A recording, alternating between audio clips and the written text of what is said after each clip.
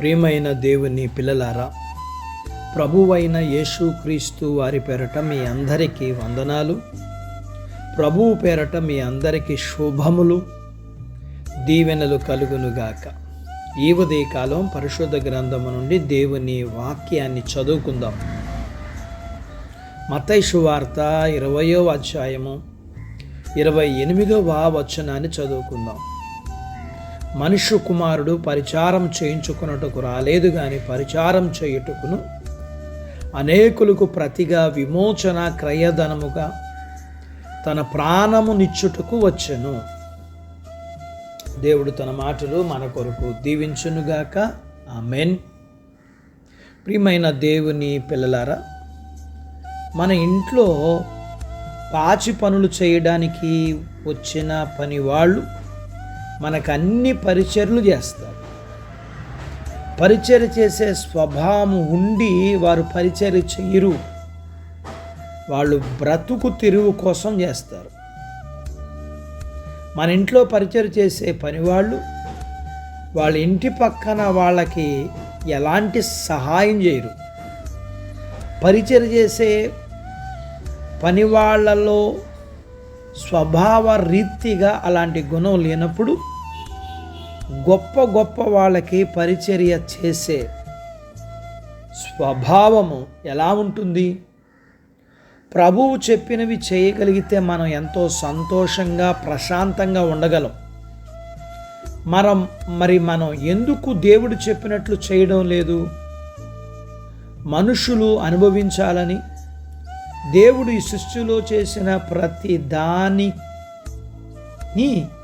మనిషితో సంబంధం లేకుండా దేవుని ద్వారా కాకుండా తనకిష్టమైన మార్గములో సంపాదించుకోవడం వలన దేవునికి లోబడి ఉండలేకపోతున్నాడు.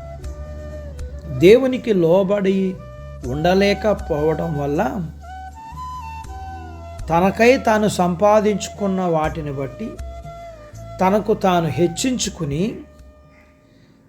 ఇతరులను ప్రేమించలేకపోతున్నాడు. తనను తాము హెచ్చించుకునేవారు దేవుడు చెప్పినట్లు తగ్గించుకుని ఉండలేరు.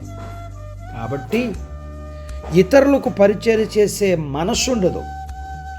ప్రభువారు దేవుడై ఉండి మనుషులకు పరిచర్య చేయడానికి వచ్చారు.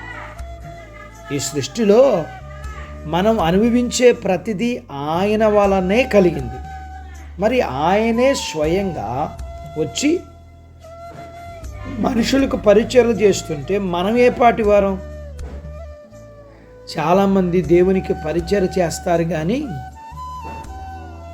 మనుషులకు చేయరు. చిన్నతనంగా భావిస్తారు. మనుషులకు పరిచారం చేస్తే దేవునికి చేసినట్లు అనుకోరు. మనకిష్టమైన వారికి పరిచర్య చేస్తే అది పరిచర్య అనిపించుకోదు. మనకు సంబంధం లేని వారికి కూడా పరిచర్య చేయాలి. పరిచర్య చేసే స్వభావము మనము అలవాటు చేసుకుంటే దేవదూతలకు పరిచర్య చేసే అవకాశం కూడా దొరుకుతుంది. మనం తగ్గించుకోకపోతే, మనకు విరిగి నలిగిన హృదయము రాకపోతే పరిచారం చేసే స్వభావం రాదు. పరిచర్య చేసే స్వభావము, హృదయము దేవుడు మనకు అనుగ్రహించునుగాక. అట్టి బాధ్యత దేవుడు మనకు దయచేయునుగాక. ఆమేన్. ప్రార్థించుకుందాం. నాతో పాటు ఏకీభవించండి. మమ్మలను మిక్కిలిగా ప్రేమించిన మా ప్రియ పరలోకపు తండ్రి, మీ పరిశుద్ధ నామమును బట్టి మీకు వందనాలు. ఈ ఉదయకాలం మీ పాదాల దగ్గర మీ లేఖనాన్ని మేము నేర్చుకోవడానికి సహాయం చేశారు. నేర్చుకున్న లేఖనపు సత్య ప్రకారం పరిచారం చేయటం మీరు నేర్పించారు. నేను మీకు చేసిన ప్రకారం మీరు ఒకరికొకరికి చేయండి అని చెప్పారు. చూసిన మేము, విన్న మేము కేవలము చూసి విని గ్రహించని వారిగా, క్రొవ్వు పట్టిన వారిగా కాక, మేము విన్న వాటిని, చూసిన వాటిని, అనుభవించిన వాటిని సాక్షులుగా బ్రతకడానికి కావలసినంతట కృప మీరు మాకు ఇవ్వండి. మీ పిల్లల్ని దీవించండి. చిన్న బిడ్డలను, యవనస్తులను, వృద్ధులను, స్త్రీలను, పురుషుల్ని దీవించండి. వారి చదువులు, ఆరోగ్యాలు, ఉద్యోగ ప్రయత్నాల్లో విజయాలు ఇవ్వండి. ఉద్యోగాలు చేస్తుండగా ప్రమోషన్స్ ఇవ్వండి. చేతి పనులు, వ్యాపారాలు, పొలాలు, పశువుల్ని దీవించండి. వివాహాలు కాని వారికి అవటానికి, గర్భఫలములు లేకున్న వారికి ఇవ్వండి. ఎవరినైతే మీరు ప్రేమించి గర్భఫలములు ఇచ్చారో వారికి సుఖమైన ప్రసూతి ఇవ్వండి. ప్రసూతి అయిన తల్లి పిల్లలకు ఆరోగ్యాలు ఇవ్వండి.